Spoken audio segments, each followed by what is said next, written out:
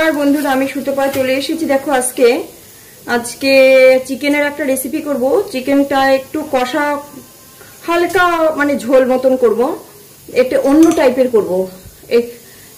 এই দেখো, তার জন্য আমার দরকার চিকেনটাকে আমি লবণ, হলুদ আর একটু লেবু রস দিয়ে মাখিয়ে রেখেছি। আর এর জন্য আমার দরকার, দেখো প্রথমে নেব পোস্ত। দাঁড়াও, এই যে পোস্ত, এই চামচের যেটুকুনি পোস্ত দিলাম।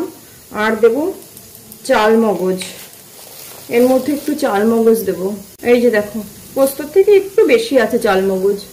দেবো এর মধ্যে একটুখানি জিরে, এই যে এইটুকু জিরে। আর একটুখানি ধনে, অল্প একটু ধনে। এগুলোকে গুঁড়ো করে নেই। ওগুলোকে পেস্ট করে নিয়ে এসেছি, পুরো একদম ভালো করে পেস্ট করে নিয়ে এসেছি। এতে তেল দিয়ে দিয়েছি, তেল খুব বেশি দেব না, ওই 1.5 চামচ মতন তেল দিয়েছি। 1.5 থেকে 2 চামচ হবে। চিকেনও আমি অল্পই করব। এবার এর মধ্যে দেব একটা শুকনো লঙ্কা আর তেজপাতা, ব্যাস। এইবার এর মধ্যে পেঁয়াজগুলো দিয়ে দিচ্ছি।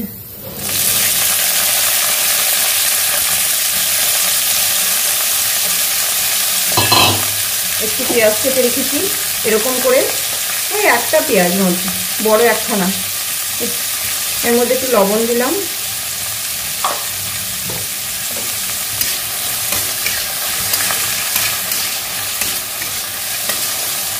পেঁয়াজগুলো জলটা গলবে আগে, তারপরে মশলাটা দেব। পেঁয়াজগুলো যে এই অবস্থায় হয়ে যাবে, তখন চিকেনটা ঢেলে দেবো।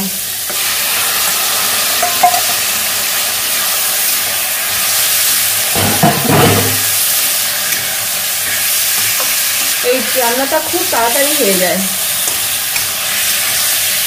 খেতেও অন্যরকম লাগে, ভালো লাগে, বেশ অন্যরকম টেস্ট লাগে একটু। চিকেনটা তো যত রকম করে রান্না করবে তত রকম টেস্ট বেড়ে যায়। এবার চিকেনটার একটুখানি মিনিট 5 গেলে তারপরে মশলাটা দেবো। এই অবস্থায় এই যেরকম দিয়ে হয়ে যাবে, এর মধ্যে মশলাটা ঢেলে দেবো।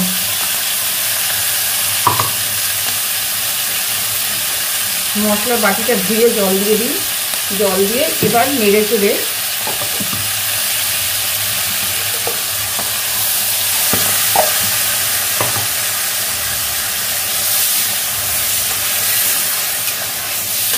এটাকে এইভাবে এবার নাড়তে হবে কিছুক্ষণ।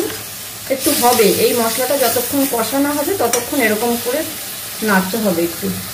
এই যে এটা এই অবস্থা হয়ে গেলে এর মধ্যে কাঁচা লঙ্কা দেবো, যে যেমন ঝাল খাবে। এটা মোটামুটি হয়েই এসছে। কাঁচা লঙ্কা দিয়ে একটুখানি নেড়ে চেড়ে জল ঢেলে দেবো, অল্প জল দেবো। এটা ঝোল বেশি হবে না, এটা ফুটে উঠলেই হয়ে যাবে।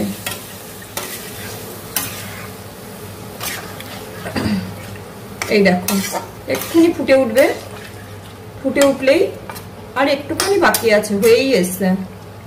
এটা হয়ে গেছে।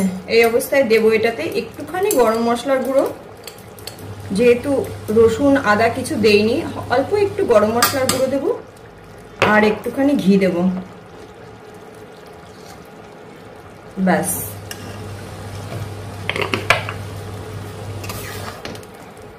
চিকেন এইভাবে রান্না করলে সবাই বলবে এরকম করেই করো।